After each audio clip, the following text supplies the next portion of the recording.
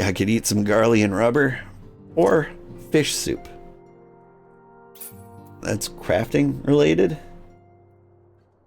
Bacon bread. Good to know all the good food has food in it. I have a weapon coffer. Since when?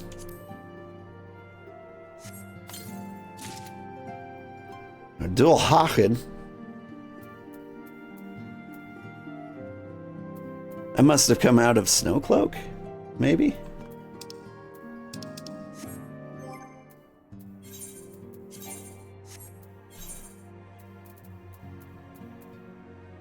Are you the Haken? You're a good-looking Haken.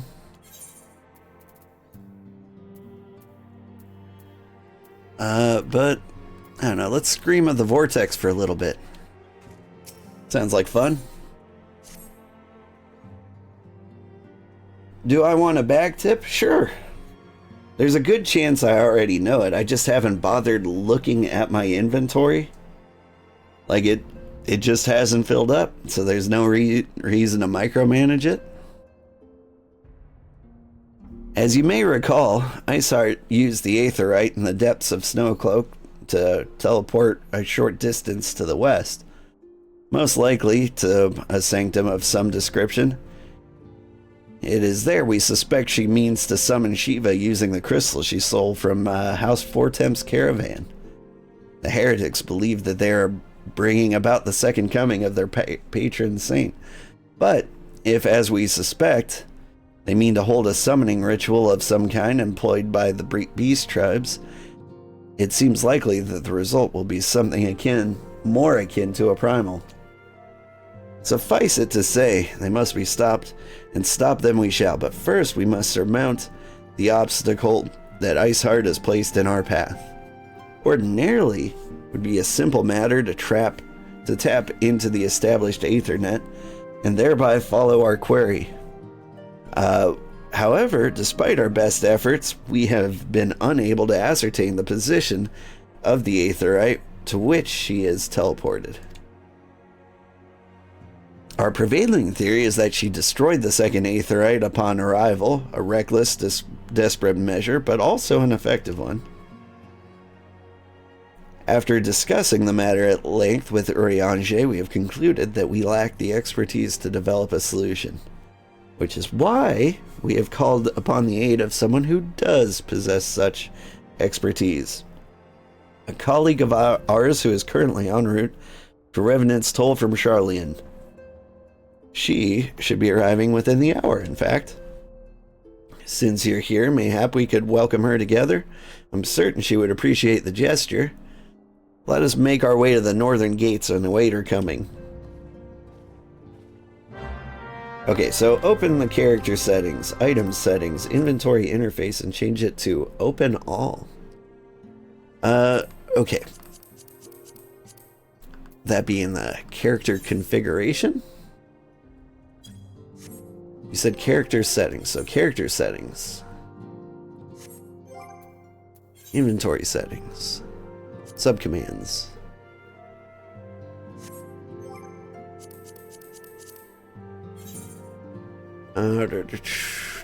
Control item settings. Inventory interface. Open all.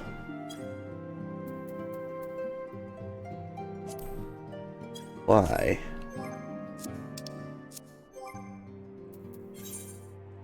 Oh, that's much prettier. That was a good tip. I didn't know that one. All right, let's sort everything while we can. And that looks much nicer. I've even got a couple minions just lying around in here. And I can't believe I've got 82 Vesper Bay Aetherites.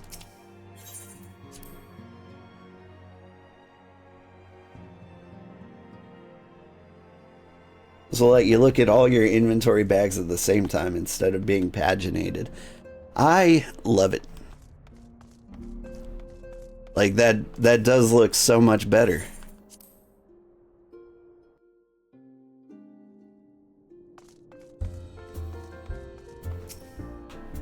Whoops.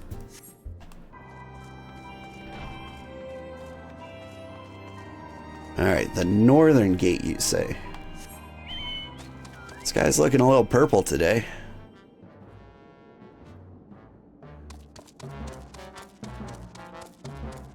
It's kind of a sweet magenta.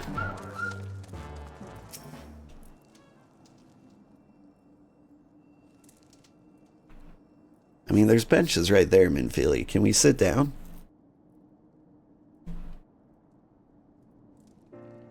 Minfili is like, I haven't sat down a day in my life. Don't intend to start now. It's true. I don't think you ever see her sitting down.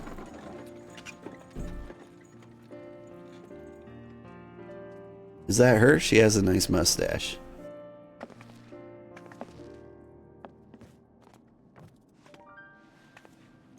You're gonna be lurking with me on your second screen while you run your friend through DT content for the first time? That sounds like fun. Have a good time. Thank you for chatting. Minfilia, am I right? None other. I bid you welcome to Revenant's Toll, and thank you for traveling so far on such short notice. As if I could ever say no to Urianger. Moonbreeder is an accomplished Charlian scholar and an authority on aetherite technologies. She has played an invaluable role in our search for a means to capture Ascian souls. Charmed, I'm sure.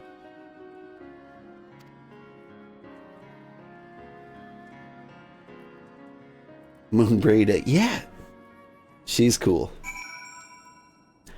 She's not my favorite, like, Femro. Like, that's still Merle Weeb. But being a Femro is fun. That's what I was on my last playthrough. And it was fun just being a huge woman. Like, every time you're in a cutscene, everyone's, like, breaking their necks to look up at you. It's great. You love her hair? It is nice hair. I'm always afraid to pull off the half cornrows. Wait, those aren't cornrows.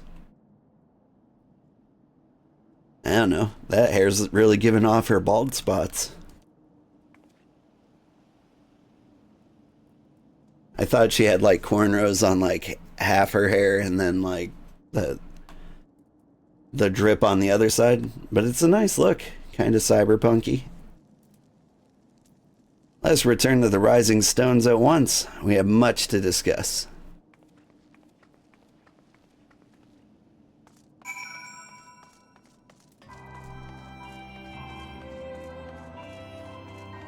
The story really is going to kick off very fast here.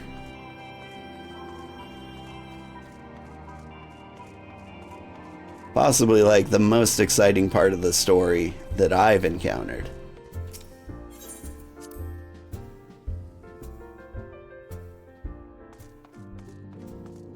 The hairstyle that has braids on one side and long hair on the other is called the Braid and the Bold. Braid and the Bold is the style name. Oh. In-game, or is that the official title IRL? Probably in-game, right?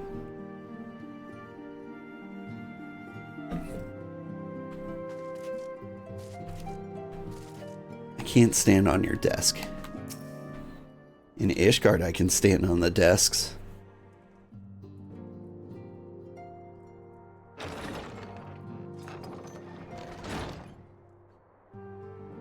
Moon! Gods, it's been ages! Oh, longer, sister. A joyous reunion indeed. Well, of course it is. Moon and I are like twin sisters. You can buy Moon's, or you think it's possible to buy Moon's hairstyle on the market boards? I didn't know there were purchasable hairstyles. It's a shame I already have the best one. God, I look handsome. Save in appearance and aptitude.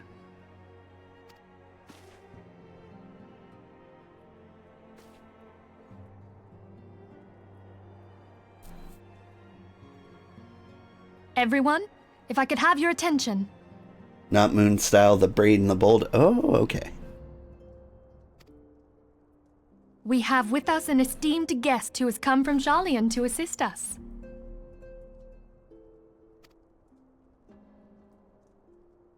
I bid Moonbreeder join us here that she might share with us her extensive knowledge of Aetherites.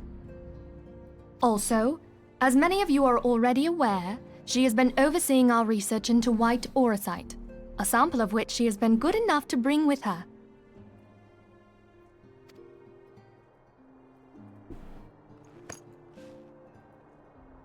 Well, I had to come, didn't I? You'd have to be bloody daft to turn your nose up at a chance like this. Where better to conduct my final tests than a land so steeped in ether you can taste it? 'Tis plain the passage of the years hath done little to dampen thy youthful spirits. You called me nothing old? at all to reform thy youthful manner.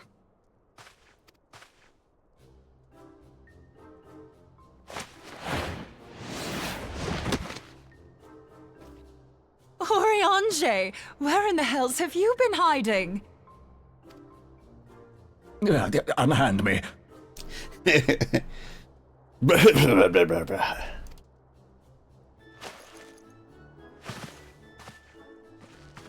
I come all this way, and that's what you have to say to me. I much preferred when you were pleading with me to drop everything and hurry to your side. What was it you said?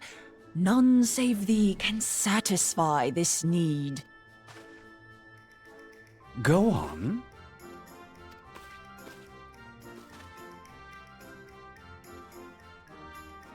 Thine artless attempts to misrepresent mine all too innocent motives do thee little credit. Mine intent, as well thou knowest, was but to impress upon thee the gravity of the circumstance. Lest thou doubt, a deiform entity shall shortly be summoned, save if thou and no other grantest my compeers thine aid. You still haven't found it, then? Your missing Aetherite? We have not. No. We know that Iceheart teleported to an Aetherite not far from the first. Yet even after careful analysis, we could not locate the second beacon. We now suspect that the heretics destroyed the second Aetherite to impede our pursuit. Our allies continue to scour Snowcloak for Iceheart's sanctuary, but we have no guarantee that they will find it. Yet it must be found, for even now Iceheart prepares to call upon Saint Shiva. I'm sorry, but if the Aetherite's been destroyed, then that's that. Although, you're absolutely sure she used the first Aetherite, are you? She didn't just use teleportation magics? One of our own bore witness to her escape. I can say with absolute certainty that Iceheart used the Aetherite. Yep, she did. Saw it. In that case, there might be a way, so long as the ethereal current is still flowing. Truly? How? We use the current to recreate the beacon. As you know, Aetherites are a bit like lighthouses. We use them to reconstitute our physical forms when crossing the ethereal sea. Without them, we'd lose all sense of direction and our essence would dissipate. However, we don't rely solely on these beacons. There are currents of ether which flow between them, currents which help guide us to our destination. Now, these currents will gradually dwindle away to nothing if an Aetherite is destroyed. But if even a sluggish flow remains, we could theoretically use it to direct a surge of concentrated ether towards the void left by the beacon, and thereby fill it up again. Like opening the floodgates to fill a dry riverbed. Though, correct me if I'm wrong, but would we not need a veritable reservoir of ether? In concert, we might manage to channel a sufficient volume, yet that is not my chief concern. To direct the flow of so great a volume of ether with the requisite precision would be a nigh impossible task in itself. I barely succeeded in facilitating travel to an unattuned beacon. That which you describe sounds considerably more difficult.